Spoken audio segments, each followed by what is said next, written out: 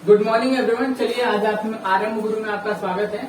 और आज हम लोग बेसिक ज्योग्राफी के जो बेसिक क्वेश्चन पूछे जाते हैं, जो एकदम एकदम समझ लीजिए कि जीरो लेवल से जहाँ से क्वेश्चन पूछे जाते हैं एक आध, वहां से हम लोग स्टार्ट करेंगे, क्योंकि इनसे एक आध क्वेश्चन आपको पूछ लिए जाते हैं। आप चाहे बीपीएससी दें, चाहे बीपीएसआई दें या यूपीएसआई दें, भारत से क्वेश्चन आ जाते हैं कि भारत का समग्र ज्ञान है। जो आपने मैपिंग से क्लासेस पढ़ी हुई उनका ये क्या फैक्चुअल डाटा है। चलिए स्टार्ट करते हैं बिना आपका समय बर्बाद किए। देखिए भारत यानी कि ये जो भारत देश है ना, इसको कई नामों से जाना जाता है। जो भारत हम लोगों का देश है, इसको कई नामों से जाना जाता है। इसे क्या आर्यवर्त के नाम से जाना जाता है, ठीक, जम्मू द्वीप के नाम से जाना जाता है, भारतवर्ष के नाम से जाना जाता है, हिंदुस्तान के नाम से जाना जाता है, इंडिया के नाम से जाना जाता है। आज भारतवर्ष की कहानी बहुत बड़ी बहुत पुरानी है कि भरतपुर के एक राजा रहते थे, एक कबीला था, उसमें सर्वश्रेष्ठ उनके जो राजा बने उनको नाम भरत दिया गया। कहा जाता है कि भरत के नाम पे ही भारत का नाम भारत पड़ा था। ठीक, राजधानी नई दिल्ली है। राजधानी क्या है? राजधानी भारत की नई दिल्ली है। भौगोलिक विस्तार उत्तर पूर्वी गोलार्ध है। जैसे कि ये आप जैसे ये देख रहे हैं, ये क्या होता है, ये क्या नाम है, आप एक ग्लोब देख रहे हैं, ग्लोब में 3 रेखाएं हैं, मकर रेखा, ठीक, विश्वत 0 डिग्री यानी कि विश्वत रेखा, और नीचे होगा आपका का ऊपर कर्क रेखा। ऊपर क्या है? कर्क रेखा, कर्क रेखा, और नीचे है मकर रेखा, मकर रेखा। अब देखिए होता क्या है कि भारत की स्थिति यहाँ पे है, तो भारत की स्थिति यहाँ पे है, तो अगर हम लोग ऐसे खींचते हैं, ठीक, ये ईस्ट हो जाएगा, ये वेस्ट हो जाएगा, ये नॉर्थ हो जाएगा, ये साउथ हो जाएगा। तो नॉर्थ ईस्ट में हम लोग की भारत की बस्ती है, इसलिए हम लोग क्या बोल रहे हैं, भारत की स्थिति ग्लोब में उत्तरी पूर्वी गोलार्ध में। अक्षांशिक विस्तार कितना है? जो ऐसे ऐसी जो रेखाएं होती हैं, ऐसे ऐसे जो रेखाएं की हैं ग्लोब पे, उसको अक्षांश रेखा बोलते हैं। क्या बोलते हैं? अक्षांश रेखा बोलते हैं। और ऐसे ऐसे जो रेखाएं होती है उसको देशांतर रेखा बोलते हैं। ठीक, तो अक्षांशिक विस्तार 8 डिग्री 4 मिनट से लेके 37 डिग्री 6 मिनट तक है। यहाँ से हम लोग स्टार्ट करेंगे 8 डिग्री 4 मिनट और 37 डिग्री 6 मिनट तक यहाँ तक जाते हैं। ठीक, देशांतरी विस्तार कितना है? 68 डिग्री से लेके 97 डिग्री 25 मिनट तक। 68 डिग्री 7 मिनट से लेके 97 डिग्री 25 मिनट तक, यानी कि यहाँ से स्टार्ट होगा 68 डिग्री और यहाँ 97 डिग्री पे खत्म हो जाएगा। अप्रॉक्स में इतना याद रखिए। ठीक, तो इसके बाद मानक समय रेखा। ये जो मानक समय रेखा देख रहे हैं ग्लोब में, 5 राज्यों से गुजरती है, 5 राज्यों से। और मानक समय रेखा जानने के लिए आपको इसको मैं थोड़ा रफ करता हूँ ताकि आपको समझाता भी हूँ और याद भी कराता हूँ। देखिए छोटा सा ले लेते हैं मानक समय रेखा। जैसे मान लीजिए हम लोग का भारत है, ठीक, और भारत यहाँ पे है, तो भारत के 5 राज्यों से मानक समय रेखा होकर गुजरती है। कितने राज्यों से होकर गुजरती है? 5 राज्यों से। UP, MP, Chhattisgarh, Orissa, Andhra Pradesh. UP, MP, Chhattisgarh, Orissa, Andhra Pradesh, 5 राज्यों से होकर गुजरती है। भौगोलिक विस्तार क्या है? उत्तरी पूर्वी दक्षिणी गोलार्ध। अब भौगोलिक विस्तार मतलब ये बता रहा है कि यहाँ से यहाँ तक की लंबाई 3214 किलोमीटर है और यहाँ से यहाँ तक की लंबाई 2914 किलोमीटर है, 2935 किलोमीटर है। ऐसा क्यों? दोनों डिग्री में देखिए मालूम है, यहाँ से यहाँ तक बात देखेंगे तब भी 30 डिग्री का अंतर है, यहाँ से यहाँ देखेंगे तब भी 30 डिग्री का अंतर है। तो किलोमीटर का अंतर क्यों हो जा रहा है? तो किलोमीटर के अंतर होने का कारण है कि जो ग्लोब में है, ठीक, देशांतर रेखाएं, देशांतर रेखाएं ऊपर जाने पे एक दूसरे के पास आती जाती है। देशांतर रेखाएं ऊपर जाने पे एक दूसरे के पास आने लगती है, इसीलिए इन दोनों के बीच में इतना किलोमीटर का अंतर है। बस सिंपल और आसान आंसर है।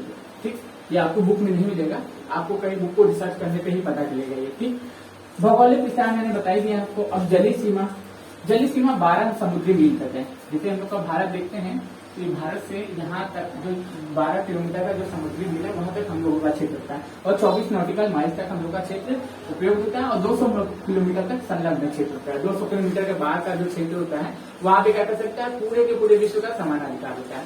ठीक, तो इंटरनेशनल क्या नाम है, जो लॉ लागू हो जाता है उसके बाद। ठीक, और फिर आपको मैं बता दूं कि क्या नाम है, अन्य आर्थिक संलग्न क्षेत्र, वही मैंने आपको बताया, मानसूनी जलवायु है भारत की। कैसी जलवायु है? मानसूनी जलवायु। कैसी जलवायु है? मानसूनी जलवायु। प्रादेशिक जल सीमा 24 नॉटिकल मील तक है, 24 नॉटिकल माइल तक है। ठीक, और प्रादेशिक जल सीमा है 12 किलोमीटर तक। ठीक, अब इसको रख करते हैं, क्योंकि थोड़ा बहुत मैथ भी बताते रहेंगे तो सही रहेगा।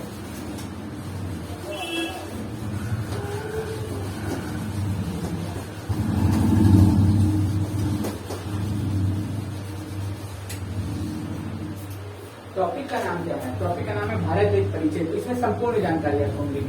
ठीक, विश्व की कुल क्षेत्रफल 2.74% मिला है हम लोग को। विश्व के कुल क्षेत्रफल का 2.4% मिला है। जैसे मान लीजिए पूरा विश्व है, विश्व के कुल क्षेत्रफल का 2.4% हम लोग को मिला है यूज करने के लिए। ठीक, जनसंख्या कितनी है? 32,87,263 ये हम लोग का क्षेत्रफल है। ठीक, ये क्या है? क्षेत्रफल है। 32,87,263 वर्ग किलोमीटर का क्षेत्रफल है और जनसंख्या है 121 करोड़। वर्तमान में माने तो 140 करोड़ के आसपास है। ठीक, ये 2011 के अनुसार थी। 2021 वाला जो हम लोग का सेंसर होने वाला था वो रद्द हो गया अगले साल होगा।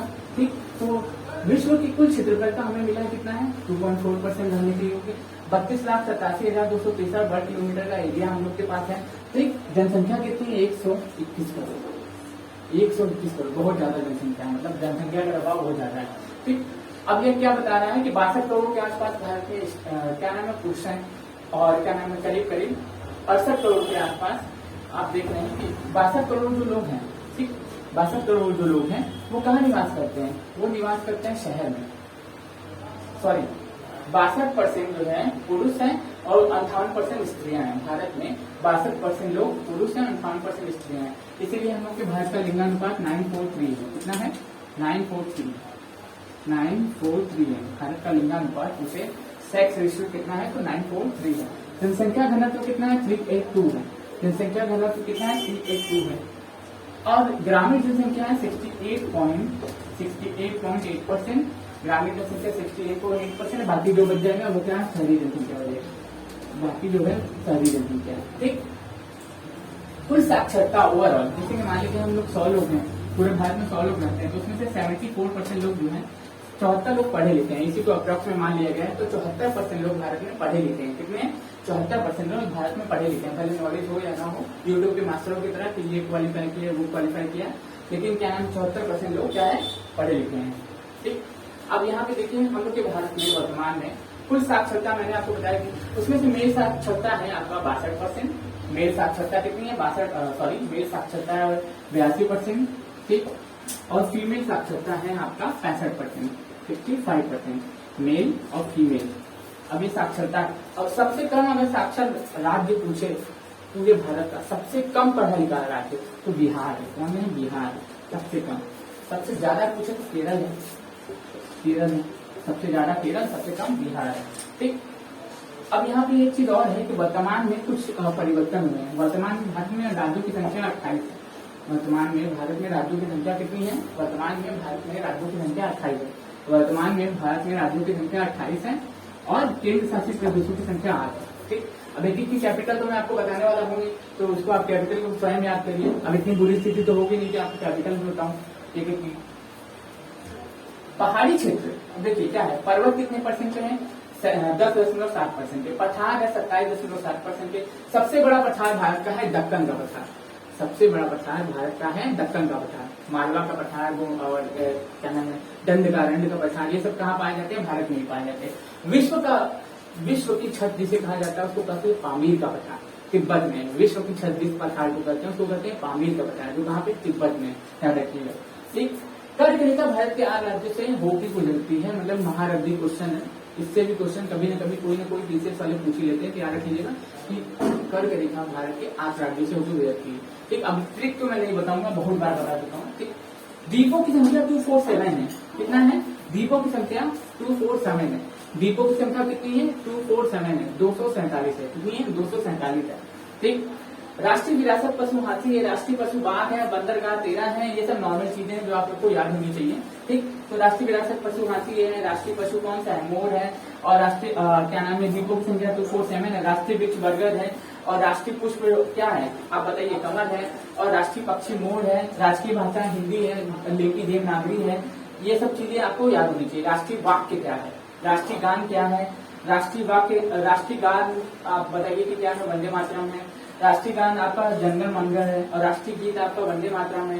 देखिए जनगण मंगल और वंदे मातरम इन दोनों की कहानी कांग्रेस से जुड़ी है, थोड़ा सा उसको देख लेते हैं। ठीक, तो 1896 में प्रथम बार राष्ट्रीय गीत गाया गया था। कब गाया गया था? राष्ट्रीय गीत गाया गया था। और राष्ट्रीय गीत क्या है? वंदे मातरम। वंदे मातरम कहाँ गाया गया था? कलकत्ता में। वंदे मातरम कलकत्ता में गाया गया था। और उस अधिवेशन जो था कांग्रेस का, जिस नंबर का भी अधिवेशन हो आप सर्च कर लीजिए, 1985 से लेके 1896 पे आप चले जाइएगा। ठीक, 1885 से 1896 में चले जाइएगा, वहां से आपको पता चलेगा कितना साल हुआ है। ठीक, तो इसकी अध्यक्षता की तो रहीमतुल्लाह सियानी,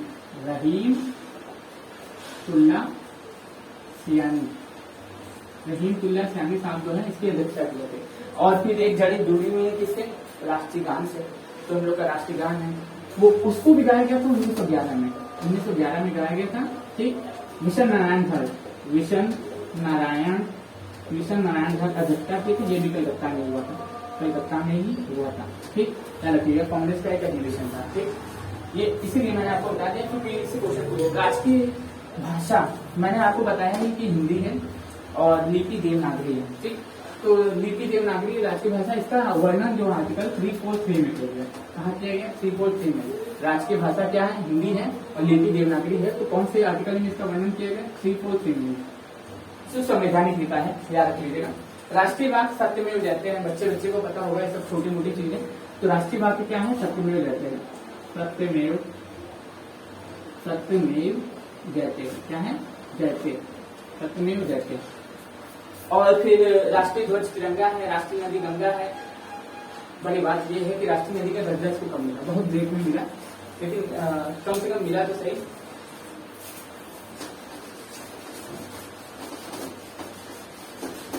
देखिए कब मिला था इसको राष्ट्रीय नदी का दर्जा, 2008 में, 2008 में गंगा को, ठीक है, गंगा को राष्ट्रीय नदी का दर्जा मिला था 2008 में। गौमुख से निकलती है, गौमुख कहाँ पे, उत्तराखंड से निकलती है। इसकी टोटल लंबाई है 2525 किलोमीटर, 2525 किलोमीटर। 5 राज्यों से होकर बहती है। ठीक, सबसे ज्यादा इसका जल संग्रहण क्षेत्र आपको दिख जाएगा, क्या नाम है, यूपी में, फिर बिहार में आपको, अगर बिहार में भी पूछे यूपीएससी का एग्जाम दे रहे, बिहार में सबसे ज्यादा इसका जल संग्रहण क्षेत्र कहाँ दिखेगा, तो पटना में। ठीक, याद रख लीजिएगा। और ये गंगोत्री ग्लेशियर से निकलती है। ठीक, जब ये गंगा नदी गंगोत्री ग्लेशियर से निकलती है तो उसका नाम भागीरथी रहता है। क्या रहता है, भागीरथी रहता है। कितनी चीजें आपको इसके याद करने को मिले कि गंगा नदी को राष्ट्रीय नदी का दर्जा कम मिला 2008 में। गंगा निकलती कहाँ से, गंगोत्री से, गौमुख यानी कि गंगोत्री से, उत्तराखंड में है, उत्तरकाशी भी बोल सकते हैं। तो 2008 में इसको राष्ट्रीय नदी का दर्जा मिला। 2525 किलोमीटर इसकी लंबाई है। और ठीक है, 5 राज्यों से होकर बहती है। सबसे कम जल संग्रहण क्षेत्र आपको झारखंड में दिखेगा। ठीक, और अगर पूछे कि बिहार में सबसे ज्यादा जल संग्रहण क्षेत्र कहाँ प्रोवाइड होती है, तो कहाँ पे होता है, बिहार में आपको पटना में दिख जाएगा। ठीक, इतनी चीजें आपको याद करनी थी। राष्ट्रीय जलीय जीव डॉल्फिन है।